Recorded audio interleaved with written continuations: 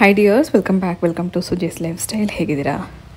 ನೀವೆಲ್ಲರೂ ಚೆನ್ನಾಗಿದ್ದೀರಾ ಅಂತ ಅನ್ನೋದು ನನ್ನ ಭಾವನೆ. ಇವತ್ತಿನ ವ್ಲಾಗ್ ಸಂಜೆಯಿಂದ ಶುರು ಮಾಡಿದ್ದೇನೆ. ಈಗಾಗಲೇ ಸಮಯ ಆಗಿದೆ 5:30. ಇನ್ನೇನು ಸೂರ್ಯ ಮುಳುಗುವಂಥ ಸಮಯ. ಸೂರ್ಯನ ಕಿರಣಗಳ ಮಧ್ಯದಿಂದ ಮಳೆ ಹನಿ ಮುತ್ತಿನ ರೀತಿಯಲ್ಲಿ ಬೀಳ್ತದೆ. ನೋಡೋಕ್ಕೆ ಅದೆಷ್ಟು ಚೆನ್ನಾಗಿತ್ತು. ಸೊ ಸಂಜೆ ಆಗ್ತಿದ್ದಂಗೆ ಮಳೆ ಬರುವಾಗ ಆ ಮಳೆ ಟೈಮಲ್ಲಿ ಏನಾದರೂ ತಿನ್ನಬೇಕು ಅನಿಸುತ್ತೆ. ಈ ಮಳೆ ಸಮಯದಲ್ಲಿ ಚಳಿಗಾಲದಲ್ಲಿ ಬಾಯಿ ಚಪ್ಪಲ ಜಾಸ್ತಿ ಆಗುತ್ತೆ.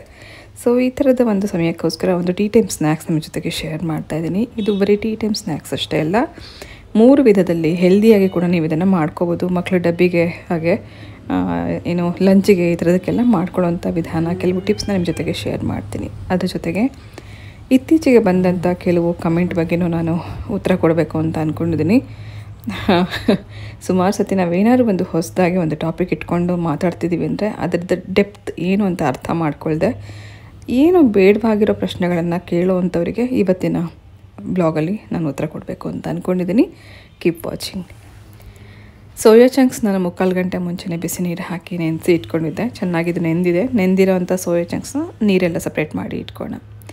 ಸೋಯಾಯಿಂದ ಸುಮಾರು ರೀತಿ ರೆಸಿಪೀಸ್ ಮಾಡ್ಕೋಬೋದು. ಪುಲಾವ್ ಮಾಡ್ಕೋಬೋದು, ಪರಾಠ ಮಾಡ್ಕೋಬೋದು, ಇದರಿಂದ ಪಲ್ಯನೂ ಮಾಡ್ಕೋಬೋದು, ಗೊಜ್ಜು ರೀತಿ ಮಾಡ್ಕೋಬೋದು. ಆದರೆ ಇವತ್ತು ಸ್ನ್ಯಾಕ್ಸ್ ಥರ ಮಾಡಿ ನಿಮಗೆ ತೋರಿಸ್ತಾ ಇದ್ದೀನಿ. ಮಕ್ಕಳಿಗಂತೂ ತುಂಬ ಇಷ್ಟ ಆಗುತ್ತೆ. ಪ್ರೋಟೀನ್ ಹೆಚ್ಚಾಗಿರೋಂಥ ಈ ಸೋಯಾನ ಹಾಗೆ ಬೇರೆ ರೀತಿಯಲ್ಲಿ ತಿನ್ನೋಕ್ಕೊಟ್ರೆ ಇಷ್ಟ ಆಗಲ್ಲ. ಬಟ್ ಇವತ್ತು ನಾನು ತೋರಿಸ್ತಿರೋಂಥ ಈ ಟಿಪ್ಸ್ನ ನೀವು ಫಾಲೋ ಮಾಡಿ ಸ್ನ್ಯಾಕ್ಸ್ ಥರ ಮಾಡಿಕೊಟ್ರೆ ಡಬ್ಬಿಗೂ ಹಾಕ್ಕೊಡ್ಬೋದು, ಅಥವಾ ಈ ಥರ ಸಂಜೆ ಹೊತ್ತು ತಿನ್ನೋದಕ್ಕೂ ತುಂಬ ಚೆನ್ನಾಗಿರುತ್ತೆ. ಮೊದಲು ಇದನ್ನು ಗ್ರೈಂಡ್ ಮಾಡಿ ಕೈಮಾ ರೀತಿ ರುಬ್ಬಿ ಇಟ್ಕೋಬೇಕು. ಕೈಮಾ ರೀತಿಯಿಂದ ಇದಕ್ಕೆ ನೀರೆಲ್ಲ ಏನೂ ಹಾಕದೆ ನೆನೆಸಿಟ್ಕೊಂಡಿರೋಂಥ ಸೋಯಾನ ಚಿಕ್ಕ ಜಾರಲ್ಲಿ ಹಾಕಿ ಗ್ರೈಂಡ್ ಮಾಡ್ಕೊಳ್ಳೋಣ. ಸ್ವಲ್ಪ ತರಿಯಾಗಿರೋ ಹಾಗೆಯೇ ಗ್ರೈಂಡ್ ಮಾಡಿ ಇಟ್ಕೊಂಡಿದ್ದೀನಿ. ಅದೇ ಮಿಕ್ಸಿ ಜಾರಲ್ಲೇ ಕೊತ್ತಂಬರಿ ಸೊಪ್ಪು, ಖಾರಕ್ಕೆ ಒಂದು 4 ಅಥವಾ 5 ಹಸಿಮೆಣಸಿನ್ಕಾಯಿ, ಒಂದು ಸ್ವಲ್ಪ ಶುಂಠಿ ಬೆಳ್ಳುಳ್ಳಿ ಪೇಸ್ಟ್ ಹಾಕಿದ್ದೀನಿ. ಪೇಸ್ಟ್ ಇಲ್ಲ ಅಂದರೆ ಒಂದು 5-6 ಎಸ್ಲಷ್ಟು ಬೆಳ್ಳುಳ್ಳಿ, ಒಂದು ಸ್ವಲ್ಪ ಶುಂಠಿ ಹಾಕಿ ಈ ರೀತಿ ಗ್ರೈಂಡ್ ಮಾಡಿ ಈ ಮಸಾಲೆನ ಸೋಯಾ ಜೊತೆಗೆ ಹಾಕೋಣ. ರುಚಿಗೆ ಬೇಕಾಗೋಷ್ಟು ಉಪ್ಪು ಹಾಕಿದ್ದೀನಿ. ಆನಂತರ 2 ಟೇಬಲ್ ಸ್ಪೂನಷ್ಟು ಅಕ್ಕಿ ಹಿಟ್ಟು ಹಾಕ್ತಾಯಿದ್ದೀನಿ. ಹಾಗೆ ಇದೇ ಟೇಬಲ್ ಸ್ಪೂನ್ ಅಳತೆಯಲ್ಲಿ 3 ಟೇಬಲ್ ಸ್ಪೂನಷ್ಟು ಕಡಲೆ ಹಿಟ್ಟು ಹಾಕೋಣ. ಇದು ಬೈಂಡಿಂಗಿಗೂ ಹೆಲ್ಪ್ ಮಾಡುತ್ತೆ, ಹಾಗೆ ಅಕ್ಕಿ ಹಿಟ್ಟು ಕ್ರಿಸ್ಪಿನೆಸ್ಗೂ ಹೆಲ್ಪ್ ಮಾಡುತ್ತೆ. ನಾನು ಇದನ್ನು ಸ್ನ್ಯಾಕ್ಸ್ ಥರ ಮಾಡ್ತಿರೋದ್ರಿಂದ ಇಲ್ಲಿ ಅಕ್ಕಿ ಹಿಟ್ಟು ಉಪಯೋಗಿಸ್ಕೊಂಡಿದ್ದೀನಿ. ಹಾಗೆ ಸ್ವಲ್ಪ ಅರಿಶಿನ ಹಾಕೋಣ. ಇಷ್ಟೇ ಮಸಾಲೆ, ಜಾಸ್ತಿ ಏನು ಹೆವಿ ಮಸಾಲ ಎಲ್ಲ ಇರೋಲ್ಲ, ತುಂಬ ಚೆನ್ನಾಗಾಗುತ್ತೆ. ಒಂದ್ಸತಿ ಮಿಕ್ಸ್ ಮಾಡ್ಕೊಳ್ಳೋಣ. ಕಡಲೆ ಹಿಟ್ಟು ಅಕ್ಕಿ ಹಿಟ್ಟನ್ನು ಸ್ಕಿಪ್ ಮಾಡಿ ಬರೀ ಸೋಯಾ ಕೈಮಾ ಥರ ಮಾಡಿಕೊಂಡು ಅದಕ್ಕೆ ಮಸಾಲೆ ಎಲ್ಲ ಹಾಕಿ 1 ನಿಮಿಷ ಇದನ್ನು ಬಾಣಲಿನಲ್ಲಿ ಹುರ್ಕೊಳ್ಳೋದ್ರಿಂದ ಇದು ಸ್ವಲ್ಪ ಬೆಂದಂಗೆ ಆಗುತ್ತೆ. ಇದನ್ನು ನೀವು ಚಪಾತಿ ಒಳಗಡೆ ಫಿಲ್ ಮಾಡಿ ಪರೋಟ ಥರ ಮಾಡ್ಕೊಡ್ಬೋದು, ಅಥವಾ ಪೂರಿ ಒಳಗಡೆಗೆ ಫಿಲ್ ಮಾಡಿ ಸೋಯಾ ಪೂರಿ ಥರ ಮಾಡ್ಕೊಡ್ಬೋದು. ಮಕ್ಳಿಗೆ ತುಂಬ ಇಷ್ಟ ಆಗುತ್ತೆ. ಸೋಯಾನ ನಾವು ಹಾಗೆ ಡೈರೆಕ್ಟಾಗಿ ಗ್ರೇವಿನಲ್ಲೆಲ್ಲ ಹಾಕ್ಕೊಟ್ರೆ ಮಕ್ಳು ಇಷ್ಟಪಡಲ್ಲ. ಈ ರೀತಿ ಕೈಮಾ ಥರ ಮಾಡಿಕೊಂಡು ಸ್ಟಫ್ ಮಾಡಿ ಪರಾಟ ಥರ ಮಾಡಿಕೊಟ್ರೆ, ಅಥವಾ ಹೀಗೇನಾದ್ರು ಚೀಸ್ ಬಾಲ್ಸ್ ಥರ ಮಾಡಿಕೊಟ್ರೆ ತುಂಬ ಇಷ್ಟಪಟ್ಟು ತಿಂತಾರೆ. ಇದು ಸೋಯಾ ಅಂತ ಗೊತ್ತೇ ಆಗಲ್ಲ, ಅಷ್ಟು ಚೆನ್ನಾಗಾಗುತ್ತೆ. ಉಳಿದಿರುವಂಥ ಸೋಯಾ ಕೈಮಾ ಫ್ರಿಡ್ಜಲ್ಲಿ ಇಡ್ತಾಯಿದ್ದೀನಿ. ಇವಾಗ ಎಷ್ಟು ಬೇಕೋ ಅಷ್ಟನ್ನು ಮಾತ್ರ ಸ್ನ್ಯಾಕ್ಸ್ಗೆ ಉಪಯೋಗಿಸ್ಕೊಂಡಿದ್ದೀನಿ. 1-2 ದಿನ ಇಟ್ಕೊಂಡು ನಾವು ಫ್ರಿಡ್ಜಲ್ಲಿ ಬೇಕಂದಾಗ ಈ ರೀತಿ ಸ್ನ್ಯಾಕ್ಸ್ ಮಾಡೋದಕ್ಕೆ ಉಪಯೋಗಿಸ್ಕೋಬೋದು. ಮೊದಲಾಗಿ ಸ್ವಲ್ಪ ಕೈಗೆ ಎಣ್ಣೆ ಹಚ್ಕೊಂಡು ಉಂಡೆಗಳನ್ನು ಫ್ಲ್ಯಾಟ್ ಮಾಡ್ಕೊಳ್ಳೋಣ. ಈ ರೀತಿ ಫ್ಲ್ಯಾಟ್ ಮಾಡ್ಕೊಂಡ ನಂತರ ಒಳಗಡೆಗೆ ಸ್ವಲ್ಪ ಚೀಸ್ ಫಿಲ್ ಮಾಡ್ಕೋಬೇಕು. ಇದು ಮೊಜರೆಲ್ಲಾ ಚೀಸ್, ಅಥವಾ ನಿಮಗೆ ಪಿಜ್ಜಾ ಚೀಸ್ ಅಂತಲೇ ಸಿಗುತ್ತೆ, ಅದನ್ನು ಹಾಕ್ಕೋಬೋದು. ಸೊ ಸ್ವಲ್ಪ ಚೀಸ್ ಹಾಕಿ ನಂತರ ಬಾಲ್ಸ್ನ ನೀಟಾಗಿ ಕವರ್ ಮಾಡ್ಕೋಬೇಕು. ಇಲ್ಲ ಅಂತಂದರೆ ಚೀಸ್ ಏನಾದ್ರು ಹೊರಗಡೆ ಬಂದರೆ ಎಣ್ಣೆನಲ್ಲಿ ಹಾಕಿದ ಕೂಡಲೇ ಬಾಲೆಲ್ಲ ಓಪನ್ ಆದಂಗೆ ಆಗುತ್ತೆ. ಸೊ ನೀಟಾಗಿ ಕವರ್ ಮಾಡಿಕೊಂಡು ಉಂಡೆ ಎಲ್ಲ ರೆಡಿ ಮಾಡ್ಕೊಂಡ ನಂತರ ನಾನು ಇಲ್ಲಿ ಎಣ್ಣೆ ಬಿಸಿಗೆ ಇಟ್ಕೊಂಡಿದ್ದೀನಿ. ಎಣ್ಣೆ ಕೂಡ ಮೀಡಿಯಮ್ ಹೀಟಲ್ಲಿ ಬಿಸಿ ಆಗಬೇಕು. ಹೊಗೆ ಆಡೋಂಗೆ ಬಿಸಿ ಆದರೆ ಉಂಡೆ ಸರಿಯಾಗಿ ಬೇಯಲ್ಲ. ಒಂದು ಸ್ವಲ್ಪ ಕೈಮಾ ಹಾಕಿ ಚೆಕ್ ಮಾಡಿದ್ದೀನಿ. ಎಣ್ಣೆಲಿ ಹಾಕಿದ ಕೂಡಲೇ ತಕ್ಷಣ ಅದು ಮೇಲೆ ಬಂದಿದೆ ಅಂದರೆ ಎಣ್ಣೆ ಹದವಾಗಿ ಕಾಯ್ದಿದೆ. ಹಾಗೆ ಉಂಡೆಗಳನ್ನ ಕರಿಯೋವಾಗ ಕೂಡ ತಕ್ಷಣವೇ ಎಲ್ಲ ಒಟ್ಟಿಗೆ ಹಾಕೋದಕ್ಕಿಂತಲೂ ಒಂದು ಉಂಡೆ ಹಾಕಿ ಒಂದು 10 ಸೆಕೆಂಡ್ ಬಿಟ್ಟ ನಂತರ ಇನ್ನೊಂದು ಉಂಡೆ ಹಾಕಬೇಕು. ಈ ರೀತಿ ಒಂದೊಂದು ಉಂಡೆ ಹಾಕುವಾಗಲೂ ಸ್ವಲ್ಪ ಗ್ಯಾಪ್ ಕೊಟ್ಟು ಹಾಕೋದ್ರಿಂದ ಒಂದಕ್ಕೊಂದು ಅಂಟಲ್ಲ, ಹಾಗೆ ಕೆಳಗಡೆ ಹೋಗಿ ಕೂತ್ಕೊಳ್ಳಲ್ಲ. ಹಾಕಿದ ಕೂಡಲೇ ಸ್ವಲ್ಪ ನಿಧಾನಕ್ಕೆ ಅದು ಮೇಲೆ ಬರೋಕ್ಕೆ ಶುರುವಾಗುತ್ತೆ. ಈ ರೀತಿ 4-5 ಉಂಡೆಗಳನ್ನು ಹಾಕಿ ಡೀಪ್ ಫ್ರೈ ಮಾಡ್ಕೋಬೇಕು. ಇದು ಮೇಲ್ಗಡೆ ಹೊಂಬಣ್ಣ ಬರುತ್ತೆ, ಹಾಗೆ ಮೇಲ್ಗಡೆ ಕ್ರಂಚಿನೆಸ್ ಇರುತ್ತೆ, ಒಳಗಡೆ ಸಾಫ್ಟಾಗಿರುತ್ತೆ. ಜೊತೆಗೆ ಆ ಚೀಸ್ ಕೂಡ ಹಾಕಿರೋದ್ರಿಂದ ಮಕ್ಳಿಗೆ ತುಂಬ ಇಷ್ಟ ಆಗುತ್ತೆ. ಆದರೆ ಇದನ್ನು ಬಿಸಿಯಾಗಿಯೇ ಮಾಡಿಕೊಡ್ಬೇಕು. ಚೀಸ್ ಇರೋದ್ರಿಂದ ಆ ತಕ್ಷಣಕ್ಕೆ ಬಿಸಿಯಾಗಿ ಮಾಡಿಕೊಟ್ರೆ ಚೀಸ್ ಮೆಲ್ಟ್ ಆಗಿರುತ್ತಲ್ಲ, ಮಕ್ಳಿಗೆ ತುಂಬ ಇಷ್ಟಪಟ್ಟು ತಿಂತಾರೆ. ಸೊ ಇದರಲ್ಲಿ ಅಕ್ಕಿ ಹಿಟ್ಟು ಹಾಕಿರೋದ್ರಿಂದ ಕ್ರಿಸ್ಪಿನೆಸ್ ಇರುತ್ತೆ. ಕಡಲೆ ಹಿಟ್ಟು ಬೈಂಡಿಂಗ್ ಆಗಿರೋದ್ರಿಂದ ಎಲ್ಲೂ ನಮಗೆ ಆ ಬಾಲ್ಸ್ ಒಡೆದೋಗ್ದಲ್ಲೇ ಇರೋ ಹಾಗೆ ನೋಡ್ಕೊಳುತ್ತೆ. ನೋಡಿ, 2 ಬ್ಯಾಚಲ್ಲಿ ನಾನು ಇದನ್ನು ಡೀಪ್ ಫ್ರೈ ಮಾಡಿ ಇಟ್ಕೊಂಡಿದ್ದೀನಿ. ಎಲ್ಲ ಚೆನ್ನಾಗಿ ಹೊಂಬಣ್ಣ ಬಂದಿದೆ, ತುಂಬ ಚೆನ್ನಾಗಿ ಕಾಣಿಸ್ತಾ ಇದೆ. ಈ ಚೀಸ್ ಬಾಲ್ಸ್ನ ಕೆಚಪ್ ಜೊತೆಗೆ ಸರ್ವ್ ಮಾಡ್ಬೋದು, ತುಂಬ ಚೆನ್ನಾಗುತ್ತೆ. ಟೀ ಟೈಮ್ ಸ್ನ್ಯಾಕ್ಸ್ ಥರ ಅಷ್ಟೇ ಅಲ್ಲ, ಮಕ್ಳಿಗೆ ಡಬ್ಬಿಗೂ ಕೂಡ ನೀವು ಹಾಕ್ಕೊಡ್ಬೋದು. ಈ ಥರ ಕೈಮಾ ಒಂದು ರೆಡಿ ಮಾಡಿ ಫ್ರಿಡ್ಜಲ್ಲಿ ಇಟ್ಕೊಂಡ್ರೆ ಬೇಕಂದಾಗ ಮಕ್ಳಿಗೆ ಡಬ್ಬಿ ಹಾಕ್ಕೊಡೋಕ್ಕೂ ಚೆನ್ನಾಗಿರುತ್ತೆ.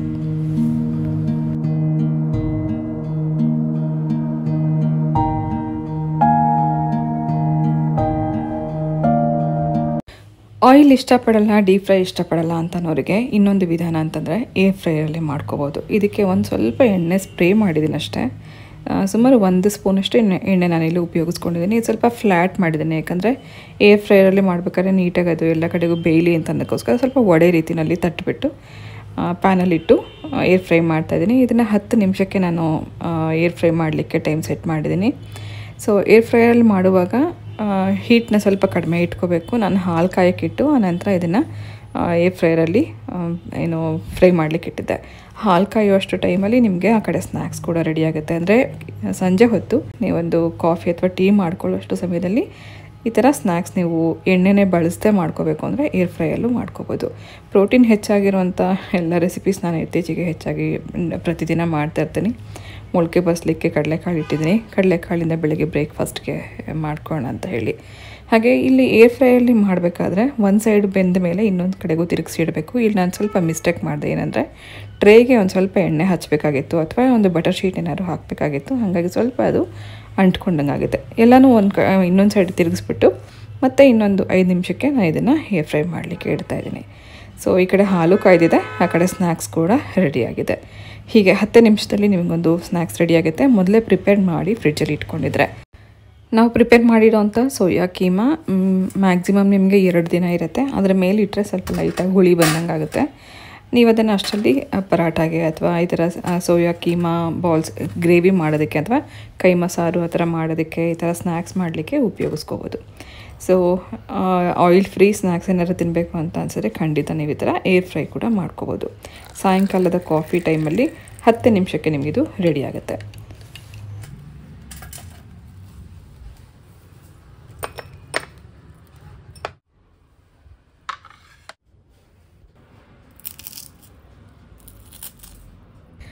ಮತ್ತೊಂದು ವಿಧಾನ ಅಂತಂದರೆ ಶಾಲೋ ಫ್ರೈ ಮಾಡ್ಕೊಳ್ಳೋದು.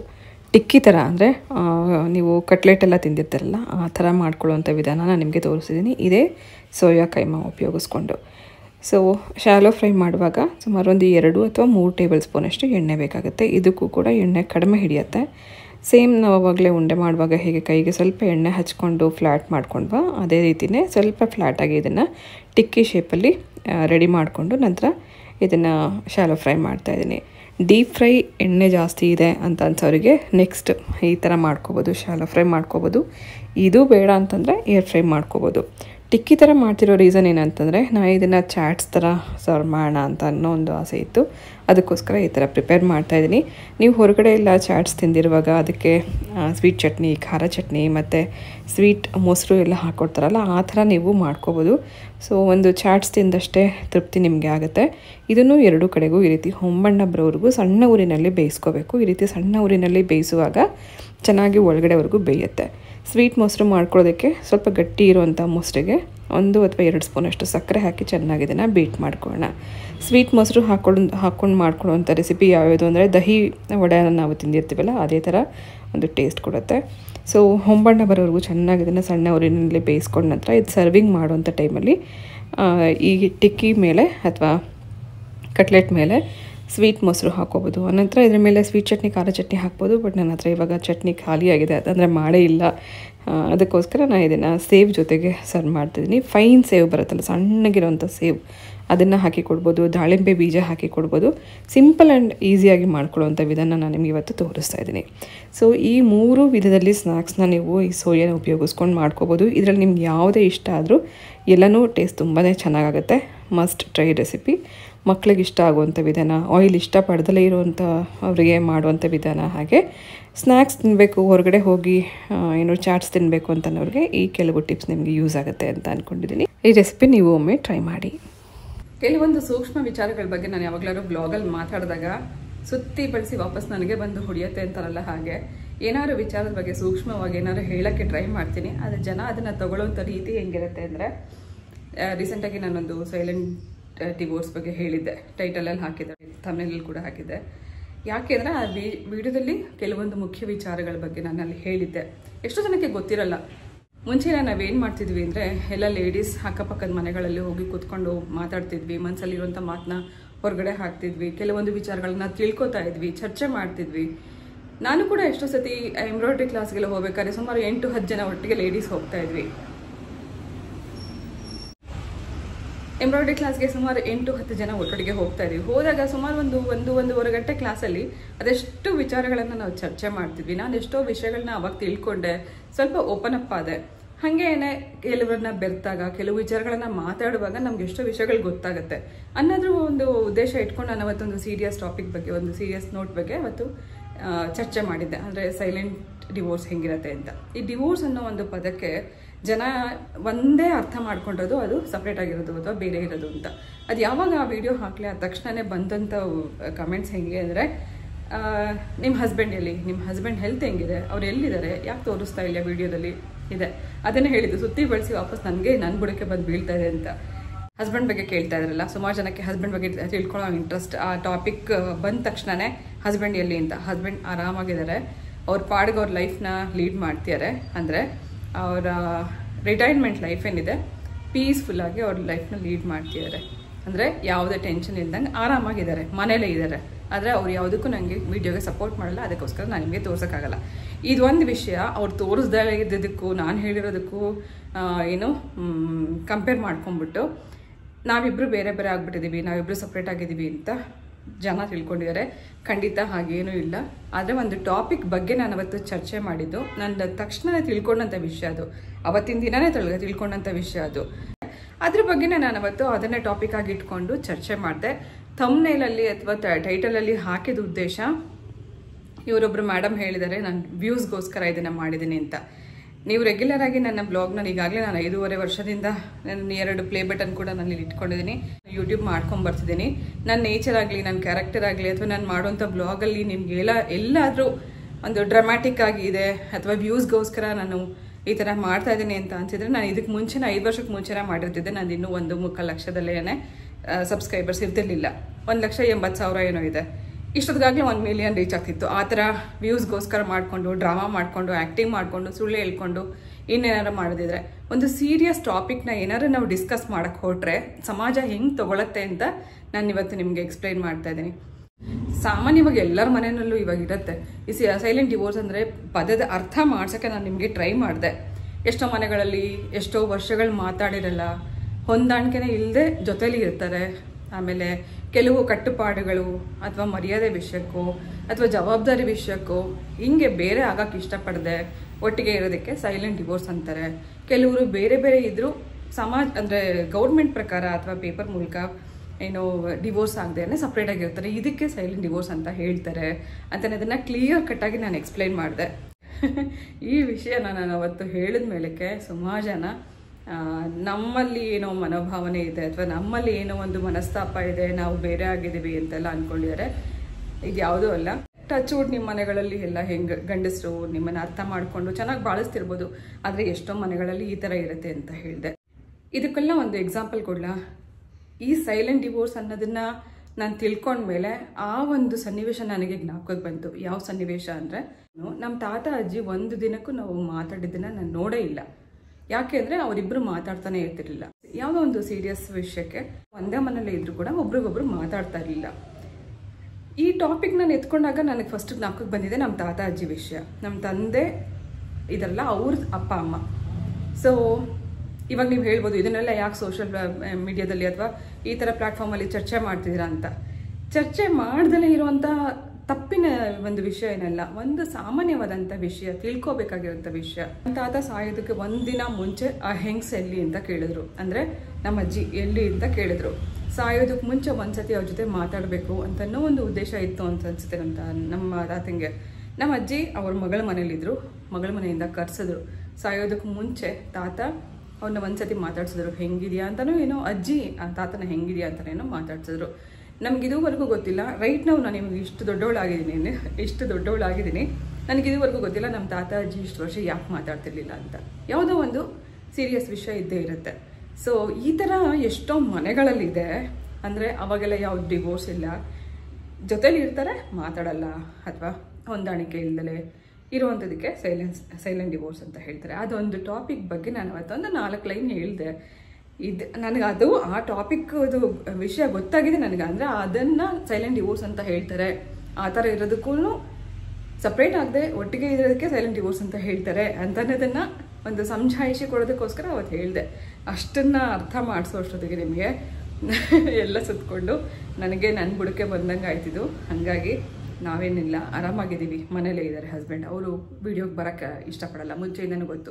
ನಾನು ಯೂಟ್ಯೂಬ್ ಸ್ಟಾರ್ಟ್ ಮಾಡಿದಾಗಿಂದನೂ ಅವ್ರಿಗೆ ಬಲವಂತಕ್ಕೆ ಒಂದೊಂದ್ಸತಿ ಕರ್ಕೊಂಡು ಬರ್ತಾ ಇದ್ದೆ. ಇವಾಗ ಅದಕ್ಕೂ ಬರಲ್ಲ. ಸೊ ಅದಕ್ಕೋಸ್ಕರ ತೋರ್ಸೋಕ್ಕಾಗಲ್ಲ, ಮನೇಲೇ ಇದ್ದಾರೆ. ಸೊ ಡಿವೋರ್ಸ್ ಅಂದ ತಕ್ಷಣ ಎಲ್ಲರೂ ಅದೊಂದೇ ವರ್ಡ್ನೇ ಅರ್ಥ ಮಾಡ್ಕೊಳಕ್ಕೆ ಹೋಗಬಾರ್ದು. ಅದರದ್ದು ಒಂದು ಕ್ಲಾರಿಫಿಕೇಷನ್ನ ನಿಮ್ಗೆ ಇವತ್ತು ಹೇಳಬೇಕಾಗಿತ್ತು ಅದ್ರ ಬಗ್ಗೆ. ಸೊ ಎಷ್ಟೋ ಮನೆಗಳಲ್ಲಿ ಈ ಥರ ಇರುತ್ತೆ ಅಂತ. ಹಸ್ಬೆಂಡ್ ವೈಫಲ್ಲಿ ಮನಸ್ತಾಪಗಳು ಬರುತ್ತೆ. ಕೆಲವೊಂದು ಸತಿ ಅಕ್ಸೆಪ್ಟೆನ್ಸ್ ಮಾಡ್ಕೋಬೇಕಾಗುತ್ತೆ, ಕೆಲವೊಂದು ಸತಿ ಇಷ್ಟ ಇಲ್ಲದೇ ಈ ಜೀವನನ ನಡೆಸಬೇಕಾಗತ್ತೆ ಅಂತ ಒಂದು ವಿಚಾರಗಳ ಬಗ್ಗೆ, ಸೂಕ್ಷ್ಮವಾದಂಥ ವಿಚಾರಗಳ ಬಗ್ಗೆ ಹೇಳಬೇಕಾದ್ರೆ ವಿಷಯ ಮಾತ್ರ ಅರ್ಥ ಮಾಡ್ಕೊಳ್ಳಿ. ಅದು ಬಿಟ್ಬಿಟ್ಟು ನಾನು ವ್ಯೂಸ್ಗೋಸ್ಕರ ಮಾಡ್ತಾ ಇದ್ದೀನಿ, ನಾನು ಇದಕ್ಕೋಸ್ಕರ ಮಾಡ್ತಾ ಇದ್ದೀನಿ, ನಾನು ಟೈಟಲ್ ಇದಕ್ಕೋಸ್ಕರ ಇಟ್ಕೊಂಡಿದ್ದೀನಿ, ವೇ ಆಫ್ ಥಿಂಕಿಂಗ್ ಅಥವಾ ನೋಡುವಂಥ ದೃಷ್ಟಿ ನಿಮ್ಮದು ಬದಲಾಯಿಸ್ಕೊಳ್ಳಿ, ಅಥವಾ ಅರ್ಥ ಮಾಡ್ಕೊಳ್ಳುವಂಥ ದೃಷ್ಟಿನ ಬದಲಾಯಿಸ್ಕೊಳ್ಳಿ. ಸೊ ಈ ಥರ ನಾನೇನಾದ್ರು ವ್ಯೂಸ್ಗೋಸ್ಕರ ಮಾಡೋದಾಗಿದ್ರೆ ಇನ್ನೂ ತುಂಬ ಚೆನ್ನಾಗಿ ಮುಂಚೆಯಿಂದನೇ ಡ್ರಾಮಾ ಮಾಡಿಕೊಂಡು, ಆ್ಯಕ್ಟಿಂಗ್ ಮಾಡಿಕೊಂಡು, ಸುಳ್ಳು ಹೇಳ್ಕೊಂಡು, ಇಲ್ಲಿದೆಲ್ಲ ನಾಟಕ ಮಾಡಿಕೊಂಡು ಮಾಡ್ಬೋದಾಗಿತ್ತು.